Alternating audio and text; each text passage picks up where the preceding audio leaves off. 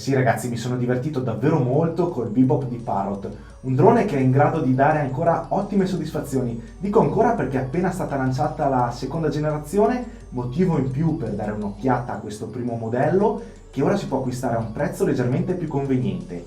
Del resto nella mia intro avete già visto un pochettino quello che è in grado di fare e se volete ora vi racconto un po' come va.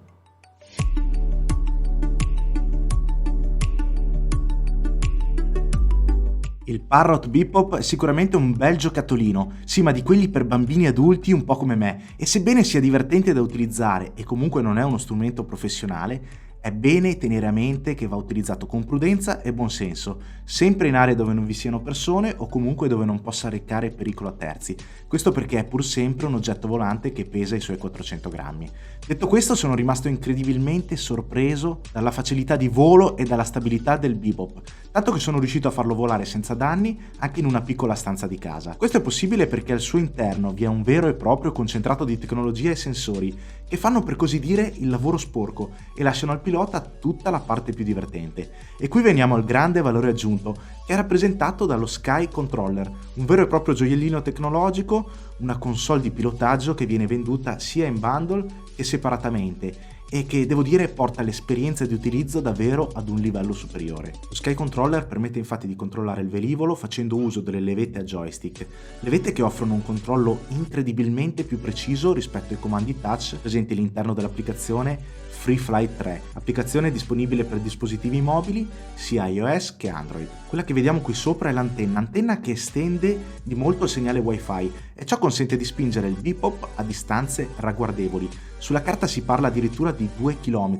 Io naturalmente mi sono limitato a molto meno, ma vi garantisco che la stabilità del segnale è sempre sufficientemente affidabile. A lunga distanza si perde invece la qualità del segnale in streaming video, che arriva dalla camera allo schermo di iPad, e ciò rende difficile il pilotaggio. Più che altro diventa difficile capire come è girato il drone e di conseguenza quali comandi eseguire, ma per fortuna in caso di difficoltà basta premere il pulsante di ritorno e il Bebop farà immediatamente e automaticamente ritorno al punto di partenza, grazie al GPS integrato, GPS che gli consente inoltre di volare automaticamente secondo un piano di volo già programmato. Che dire, la qualità e la facilità di volo, come vi dicevo, è davvero notevole. Il Bebop è in grado di raggiungere una ragguardevole velocità di volo quando lo si desidera, ma cosa più importante sa anche andare molto piano o addirittura rimanere fermo nella sua posizione, offrendo una buona stabilità anche in condizioni di vento sostenuto come nella giornata in cui ho effettuato questo volo. Tutto ciò naturalmente va a vantaggio delle riprese video effettuate dalla camera frontale, camera che è in grado di catturare scatti a 14 megapixel e video in Full HD fino a 30 frame al secondo. Per quanto riguarda la stabilità delle riprese vi dirò, sono rimasto abbastanza soddisfatto. È possibile tra l'altro variare l'angolo di ripresa della camera così da adattarla alle varie situazioni. Sono rimasto invece un po' deluso dalla qualità delle immagini, che mi aspettavo essere un po' più definite a livello di dettagli, messa a fuoco e brillantezza dei colori. Un po' un peccato perché la ripresa di video e immagini è buona parte del divertimento e dell'utilità del Bebop, come dimostrano anche gli 8 GB di memoria a disposizione, spazio dove il sistema salva i file che poi possono essere trasferiti in Wi-Fi all'iPad, all'iPhone o tramite il cavetto USB su qualsiasi computer. Altro aspetto da considerare è sicuramente quello relativo alla batteria e all'autonomia di volo, che consente in condizioni ottimali un volo massimo di 11 minuti, molti meno nel mio caso dove la temperatura era vicino allo zero e per questo è consigliabile secondo me l'acquisto di una o più batterie di riserva. Detto questo, e come vi anticipavo in apertura di video, è vero, il Bebop è un gran bel divertimento, ma è anche un dispositivo che offre tanta tecnologia, permette un pilotaggio facile e tutto sommato cattura riprese video anche piuttosto suggestive.